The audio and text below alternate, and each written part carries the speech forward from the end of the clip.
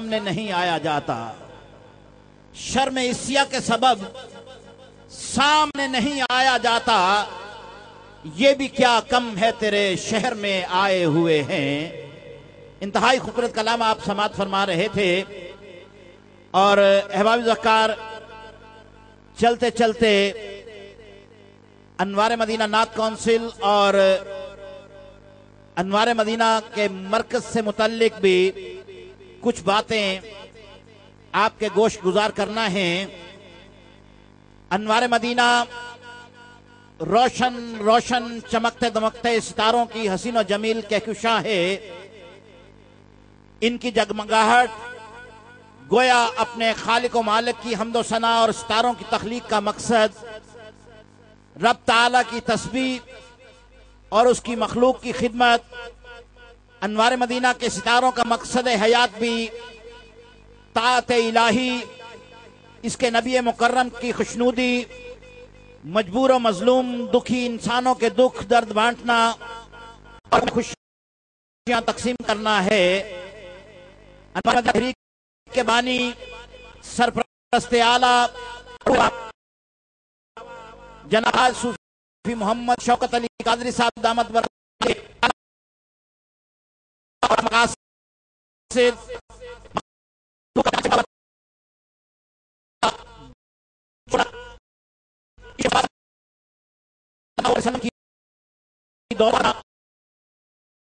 گھر گھر ہے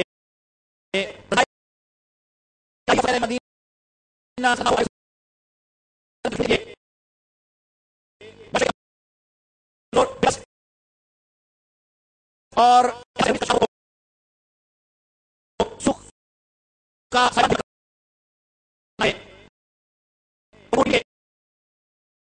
کوہ نوری پر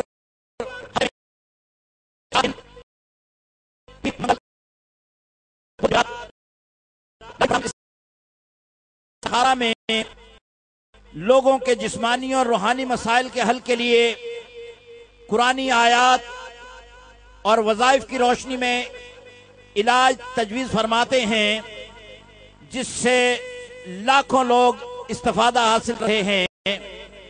یہ پروگرام رات 10 بجے سے 11 بجے تک دیکھنے سننے کے علاوہ براہ راست لائیو بذریعہ ٹیلی فون کالز اس میں شمولیت بھی کی جا سکتی ہے، اور کال نہ ملنے کی صورت میں میل بھی کی جا سکتی ہے۔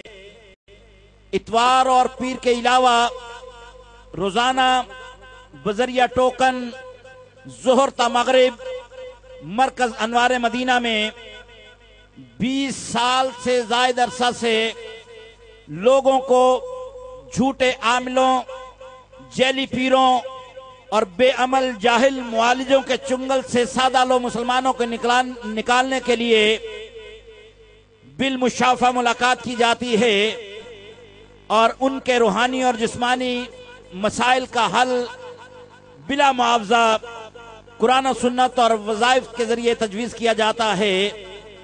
اور روزانہ سینکڑوں لوگ اس روحانی مرکز پر آتے ہیں اور فیضیاب بھی ہوتے ہیں اور جھولیاں بھر کر بھی لے جاتے ہیں۔ بانیوں سرپرست اعلیٰ انوار مدینہ، پیر طریقت، رہبر شریعت، پیکر شفقت و محبت، عظیم علمی ادبی روحانی شخصیت الحاج صوفی شوکت علی قادری صاحب دامت برکاتہم قدسیہ اپنی زندگی، اپنا تن من دھن اس مقدس مشن کے لیے وقف کیے ہوئے ہیں۔ انوکھی وضع سارے زمانے سے نرالے ہیں، الہی یہ عاشق کون سی بستی کے رہنے والے ہیں۔ انشاءاللہ ادارے کا تعارف گاہے بگاہے پیش کیا جاتا رہے گا۔ اب پروگرام کو آگے بڑھاتے ہوئے حکم کی تعمیل میں انتہائی محبت کے ساتھ ملتمس ہو رہا ہوں مقرر شیریں بیاں، مقرر نقطہ داں حضرت علامہ مولانا محمد رمضان قادری صاحب دامت برکاتہم عالیہ کی خدمت میں۔ آپ کا تعلق انوار مدینہ سے ہے، تشریف لائیں اور اپنے دل پذیر خطاب سے ہمارے قلوب و اذہان کو منور فرمائیں۔ واجب الاحترام حضرت علامہ مولانا محمد رمضان قادری صاحب۔ نعرہ تکبیر، نعرہ رسالت، نعرہ تحقیق، نعرہ حیدری، نعرہ غوثیہ۔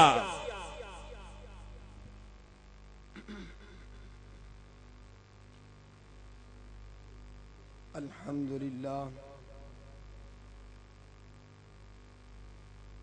الحمدللہ رب العالمین والعاقبۃ للمتقین والصلاة والسلام علی سید الانبیاء والمرسلین وعلی آلہ الطاہرین وَأَصْحَابِهِ السَّاجِدِينَ وَعَلَى سَائِرِ أُمَّتِهِ أَجْمَعِينَ أما بعد فأعوذ بالله من الشيطان الرجيم بسم الله الرحمن الرحيم قال الله تبارك وتعالى في الكلام المجيد والفرقان الحميد قل هو الله أحد الله الصمد لم يلد ولم يولد ولم يكن له كفوا أحد صدق الله العظيم وصدق رسوله النبي الكريم الأمين صلاة وسلام عليك يا سيدي يا رسول الله صلاة وسلام عليك يا سيدي يا حبيب الله صلاة وسلام عليك يا سيدي يا حبيب الله صلاة وسلام عليك يا سيدي يا رحمة للعالمين۔ سامعین قدر، اللہ کا بے شمار کرم ہے اور اس کا شکر ادا کرتے ہیں کہ خالق نے ایک مرتبہ ہمیں پھر اس روحانی اجتماع میں جمع ہونے کا شرف عطا فرمایا ہے۔ دعا ہے اللہ رب العزت ہمارا جمع ہونا اپنی بارگاہ عالیہ و قدسیہ میں قبول و منظور فرمائے۔ سامعین کرم، آج جس ہم اجتماع میں موجود ہیں، اس اجتماع کے اندر صرف اسی شہر سے تعلق رکھنے والے افراد ہی نہیں بلکہ ملک بھر سے تعلق رکھنے والے افراد تشریف فرما ہو رہے ہیں، اور یہ بات بھی برحق ہے، بیرون ممالک مختلف ملکوں سے مہمانان گرامی بھی تشریف لا رہے ہیں۔ اس روحانی وجدانی اجتماع کے اندر، اور اس میں ہمارا کوئی کمال نہیں ہے، ہماری وجہ سے یہ اجتماع گاہ نہیں سجی، کمال اس کا ہے جس نے ان سب کو جمع فرما دیا ہے۔ کمال اس کا ہے جس نے ان سب کو جمع کیا۔ سامعین مکرم، جو احباب پنڈال میں تشریف فرما ہے ان سے میری گزارش ہے کہ جب کوئی بات اچھی لگے تو سبحان اللہ ضرور کہیے گا، اس کے بغیر گزارا نہیں ہے۔ گفتگو تبھی ہی درست ہو سکے گی، گفتگو کرنے والے کو تبھی لطف آتا ہے جب سننے والے اس کو جواب دیتے رہیں۔ تو بلا تمہید آئیے میں اپنے عنوان سخن کی طرف چلتا ہوں۔ اللہ رب العالمین کے جس کلام سے میں نے مختصر سا حصہ ایک تلاوت کیا، اس کے اندر اللہ فرما رہا ہے قل هو اللہ احد۔ اے محبوب آپ فرما دیں اللہ ایک ہے، آپ فرما دیں اللہ ایک ہے۔ اس میں وہی پیغام دیا گیا ہے جو پیغام ہمیں آستانوں سے ملتا ہے. اس میں وہی پیغام ہے جو آستانوں سے ہمیں پیغام ملتا ہے. فرمایا حبیب آپ فرما دیں اللہ ایک ہے اور وہ وحدہ لا شریک ہے. جو اس بات کو یقین رکھتا ہے کہ اللہ ایک ہے ذرا اونچی آواز سے کہہ دے سبحان اللہ. میرا بھائی میں عرض کر دوں اللہ رب العالمین کیا فرما رہا ہے. خالق کے کل مالک کے کل نے ارشاد فرمایا قل هو اللہ احد اللہ الصمد. اللہ اعلان فرما رہا ہے, فرمایا محبوب اپنی پیاری زبان سے فرما دیجئے اللہ ایک ہے, اللہ ایک ہے, اللہ ایک ہے. میں نے عالم تخیل میں عرض کی یا اللہ تو نے جب دیگر اعلانات فرمائے, تو نے محبوب کی رسالت کا اعلان خود فرمایا. یا اللہ تو نے محبوب کی نبوت کا اعلان خود فرمایا. یا اللہ نماز کی فرضیت کا اعلان خود فرمایا. مولا کریم اپنی وحدانیت کا اعلان بھی خود فرما دیتا. جواب آیا ہے میرے بندے تو درست کہہ رہا ہے, پر ساری کائنات میں مجھے سارے لوگ مجھے احد پکارتے رہے, مجھے وہ لطف نہ آئے گا جو لطف تب آئے گا جب میرا محبوب مجھے احد پکارے گا. سامعین کرم نبی کریم صلی اللہ علیہ وسلم نے یہی دعوت دینا شروع کی. فرمایا یا ایھا الناس قولوا لا الہ الا اللہ, یا ایھا الناس قولوا لا الہ الا اللہ. مگر لوگوں نے توجہ نہ کی جس طرح آپ توجہ نہیں کر رہے. میں آپ کو دیکھ رہا ہوں, یہ مت سمجھے کہ میرے درمیان لائٹیں ہیں میں دیکھ نہیں رہا, میں آپ کو دیکھ رہا ہوں. تو آپ احباب میرے ساتھ شریک ہوں گے تبھی گفتگو چلے گی. میرے اور آپ کے نبی لوگوں کو یہ پیغام دے رہے ہیں یا ایھا الناس قولوا لا الہ الا اللہ. یہ لوگوں تم کہو اللہ ایک ہے, اے لوگوں کہو اللہ ایک ہے. لوگوں نے توجہ نہ دی. امام الانبیاء علیہ الصلوۃ والسلام کعبۃ اللہ میں تشریف لے گئے. کعبۃ اللہ میں امام الانبیاء تشریف لے گئے. کیفیت یہ ہے کہ ہر طرف تو کافر ہی کافر ہیں, ہر طرف تو مخالف ہی مخالف ہیں, مگر میرے محبوب نے فرمایا اب اللہ کا ذکر کرنے کا لطف آئے گا. فرمایا اللہ کا ذکر کرنے کا اب مزہ آئے گا. جس طرح میلاد منانے کا مزہ مدینے شریف میں آتا ہے, جس طرح میلاد منانے کا لطف جدہ شریف میں آتا ہے, جس طرح میلاد منانے کا مزہ کعبۃ اللہ میں آتا ہے, محبوب نے فرمایا آج اللہ کا ذکر کرنے کا مزہ آئے گا.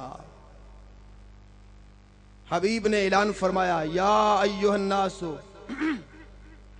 قولوا لا الہ الا اللہ. جب میرے محبوب نے کعبے میں کھڑے ہو کر یہ اعلان کیا تو آواز آئی, ایک کافر بدبخت کھڑا ہوا, اس نے کہا کذبتا, اس نے کہا کذبتا. معاذ اللہ اس کا معنی یہ ہے کہ آپ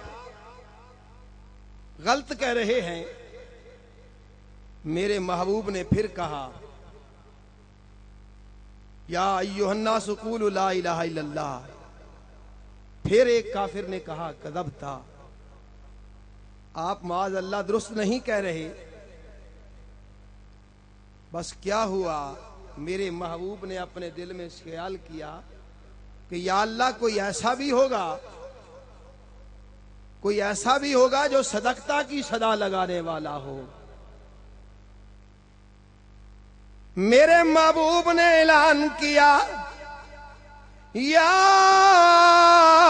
ایھا الناس قولوا لا الہ الا اللہ۔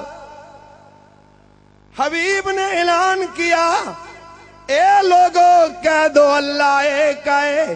ایک کونے سے مرد کامل کی آواز آئی، صدقت یا رسول اللہ۔ ایک کونے سے ندا دینے والا کون تھا؟ ایک کون ندا دے رہا تھا؟ جو کونے سے آواز دے رہا تھا، صدقتا یا رسول اللہ۔ یہ کون ہے؟ ذرا غور کیجئے، یہ صدیق اکبر ہے، صدیق اکبر ہیں۔ ارے کافر کذبتا کذبتا کی آواز لگا رہے ہیں۔ آج یا رسول اللہ کہنا بڑا آسان ہے، اس لیے کہ ہمیں وہ روکنے والے نہیں ہیں۔ مگر ذرا غور کرو، اس وقت کے اندر جب کعبۃ اللہ ہے، جہاں ہر طرف کافر ہی کافر ہیں، مگر ان کافروں کے درمیان کھڑے ہو کر آواز لگاتے ہیں، صدقت یا رسول اللہ۔ محبوب یا رسول اللہ،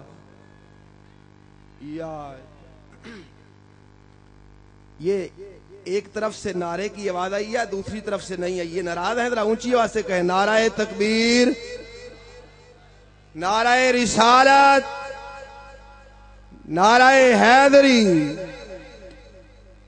سامعین مکرم، عرض کر رہا تھا کہ امام الانبیاء علیہ السلام کی دعوت آگے بڑھتی رہی، حضور دعوت دیتے رہے، میرے محبوب دعوت دیتے رہے۔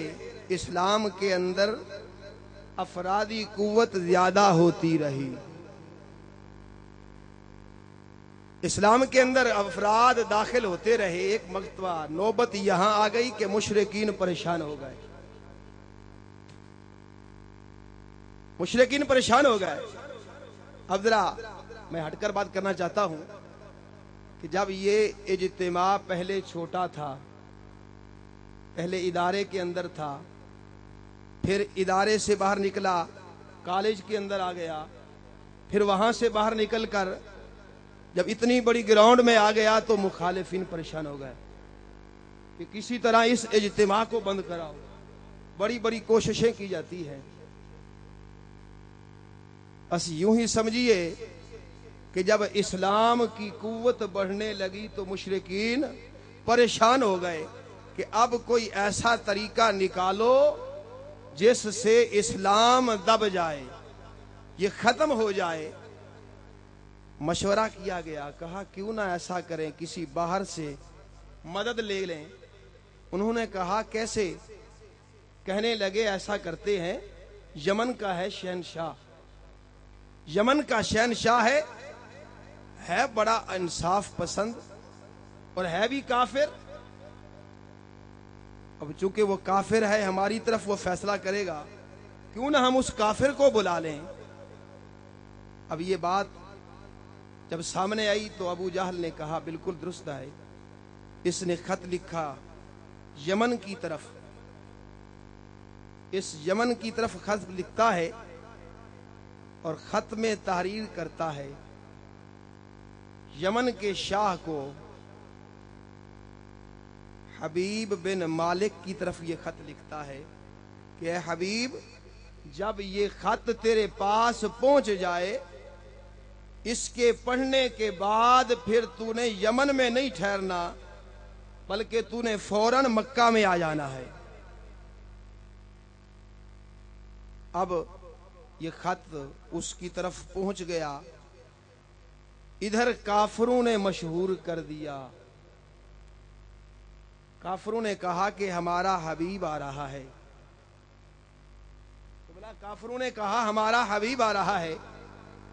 اور مخالف کی یہ چال ہوتی ہے، ہمیشہ وہ دبانے کے لیے بڑے بڑے طریقے کرتا ہے۔ کافروں نے کہا ہمارا حبیب آ رہا ہے، شہنشاہ یمن آ رہا ہے، وہ ہمارے درمیان فیصلہ کرے گا۔ صحابہ کرام رضوان اللہ اجمعین نبی کریم صلی اللہ علیہ وسلم کی بارگاہ میں حاضر ہوتے ہیں، یا رسول اللہ، یا حبیب اللہ، آقا کافروں کا حبیب آ رہا ہے. محبوب نے اعلان فرمایا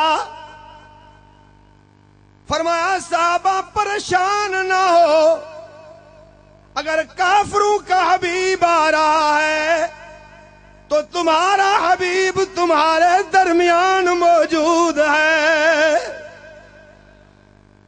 فرمایا کافروں کا حبیب آئے گا مگر مسلمانوں تمہارا حبیب تمہارے درمیان ہے. اور ہمارا حبیب آج بھی ہمارے درمیان ہے، آج بھی ہمارے درمیان ہے. اللہ اعلان کرتا ہے، اور ذرا کلام مجید کو سنو. اللہ اعلان فرما رہا ہے،